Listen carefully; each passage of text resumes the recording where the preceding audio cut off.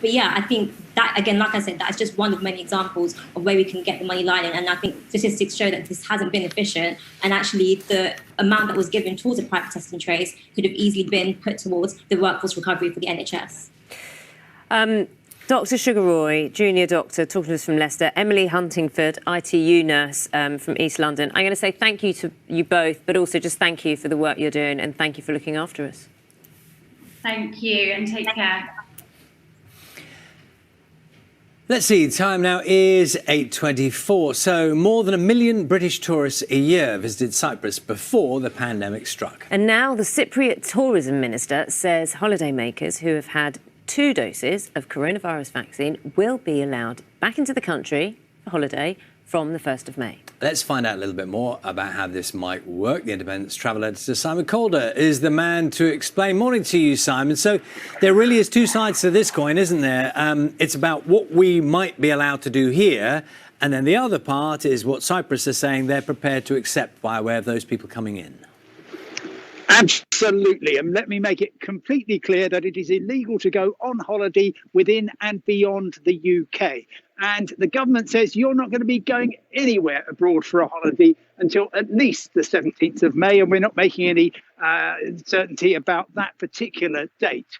Of course, if you were going to go on holiday and nothing else changed and you could go out, you would still, when you came back, face the ritual of 3 different tests plus 10 days of self-isolation. So that's not really compatible with a holiday. But here at the Cyprus High Commission in central London, they are working on plans to get the British back because, of course, with the vaccine programme in the UK way ahead of anywhere else in Europe, the British holidaymaker is going to become really quite appealing to countries who are working out how do we rebuild our tourist industry while at the same time minimising risk. So, yes, there's going to be a new... Here at the Cyprus High Commission in central London, they are working on plans to get the British back because, of course, with the vaccine programme in the UK way ahead of anywhere else in Europe, the British holidaymaker is going to become really quite appealing to countries who are working out how do we rebuild our tourist industry while at the same time minimising risk. So, yes, there's going to be a new Europe. The British holidaymaker is going to become really quite appealing to countries who are working out how do we rebuild our tourist industry while at the same time minimising risk. So, yes, there's going to be appealing to countries who are working out how do we rebuild our tourist industry while at the same time minimising risk. So, yes, there's going to be a new club jab if the rules change enough, minimising risk. So, yes, there's going to be a new club jab if the rules change, is going to become really quite appealing to countries who are working out how do we rebuild our tourist industry while at the same time minimising risk. So, yes, there's going to be a new club jab if the rules change enough. This will be your entitlement to go to the beautiful island of Cyprus. Countries who are working out how do we rebuild our tourist industry while at the same time minimising risk. So, yes, there's going to be a new club jab if the rules change enough. This will be your entitlement to go to the beautiful island of Cyprus. Yes, I mean, immediately, Simon, you can see the problem, a number of problems there. If we talk about that May date, and you're absolutely right about all the sort of caution around that, but say you're a family and you might have 2 members of the family who are, I don't know, maybe over 50 or whatever, who have had the vaccine, 2 children or younger people who want to go, and they haven't. It's not straightforward at all, is it? Well, that's what I'm trying to find out from the Cypriot tourism minister, Savas Perdios. I've got a call with him a bit later. He wasn't able to speak to me before the programme.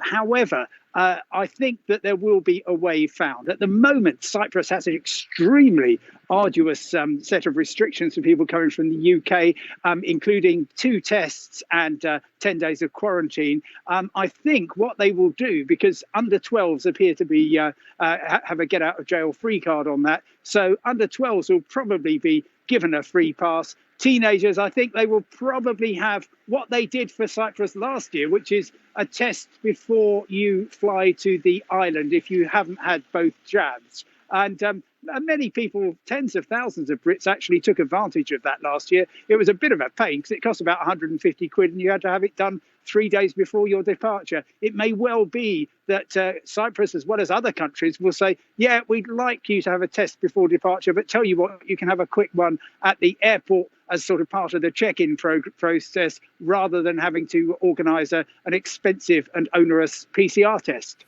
OK, Simon, thanks for taking us through all those things. We will no doubt find out more, as you will as well. Simon Calder there. And it's worth just repeating, because people might be hearing that and thinking, well, let's book up.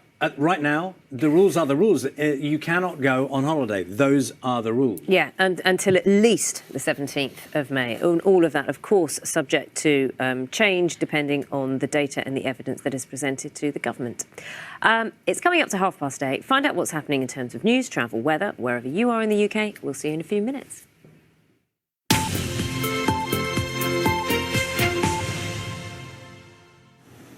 Good morning, I'm Sonia Jessup.